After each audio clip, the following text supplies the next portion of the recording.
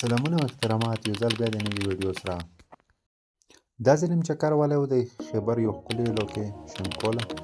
خیرو زوی خو مو ډېر زیات فیورټ دی په دا وجه چې اوچات زوی دی په ګرمي ټایم کې چې لوډ شي ډېره مزه کوي.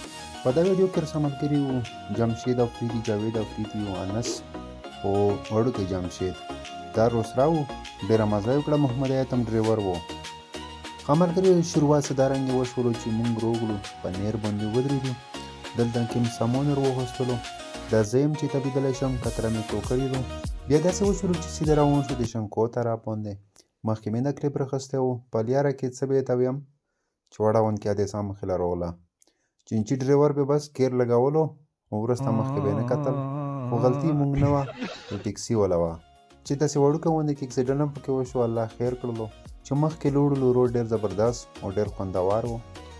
خبره که زه ته خپل ډریور وکړم نو جوز یې ته جوړ کړی و، هغه هم د ځمکې والا، بس ګیر په ګیر یې ویر کولو.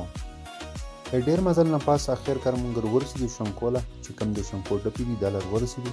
تاسو لیدلی شو په ډېر زیات تعداد سره خال دلته موجوده دي او ډېره مزه یې وکړله. چې کله مونږ ورسېدو نو د مونږ خو د ډریور سره اعتبار نه کېدو، یو ځل یې اکسیډنټ کړی و، خو بس الله خیر کړلو. دلته مو ودروله چینچي. بعد د هغې نه هم سامانونه راوخیستو، مونږ راوونو چې زر زر تیوري وکړو، خو دلته یې انس را میلو شو خپل ملګری چې یوه اوږده کیسه یې ورسره وکړله. مونږ یې لږ ډېر لیټ کړلو، خو بیا هم مو مخکې مزال شروع کړلو. په سر ملګري به کوشش کولو چې څه نه څه ترتیب را جوړ کړو، داسې ښه زوی وکړو. محمد رسول او جمشید لګیا شول چې نندارۍ جوړوو، په دا باندې به ترتیب جوړوو. محمد رسول په ټول چکر کې صرف یوې تیږې نه علاوه چې نه دي راخیستي، دا تاسو لا لیدلی شي، ماسک یې چولی و، بس صرف یوه تیږه یې راوړه. پاس د هغې نه جمشید لګیا شولو، انس لګیا شولو او بس تیوري یې شروع کړله. سیخونه یې په پخولو کړلو، مو ته نه ویډیو وکړله. چې مې کتل ډېره ښکلې نظاره وه، نو مو نه برداشت نه شول چې ته فول چکر وهې او زه لاړلم بره، چکر مې ولګولو. بره خطو سه مې چې ولیدل نو خلک ډېر زیات و، ډېره مزه یې راکړله او نور هم پسې پوس وختلم.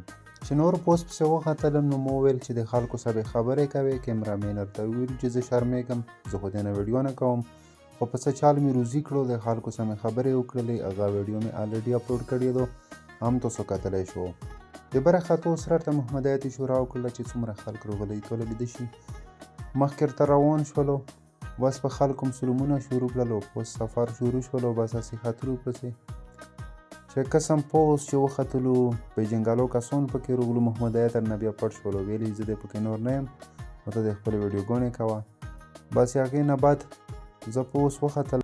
بس خو چې قسم خلک یې چکر نه زیات خوراک له راغلي وو، څوک الموست وو او څوک بس خوراک لګیا وو.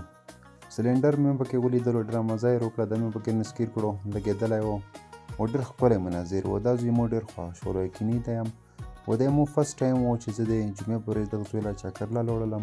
کني تلم به، خو د جمعې په ورځ زه نه وم تللی، دلته به دومره خلک نه وو. نو امید دی چې ویډیو به مو خوښه شوې وي او د نورو ویډیوګانو کتلو دپاره دې موږ سره اوسو او شکریا دی ټولو، یو جهان مننه. و دا زه یم چې اخري پارټ مې راوغوښتلو او بس روان شولم واپس.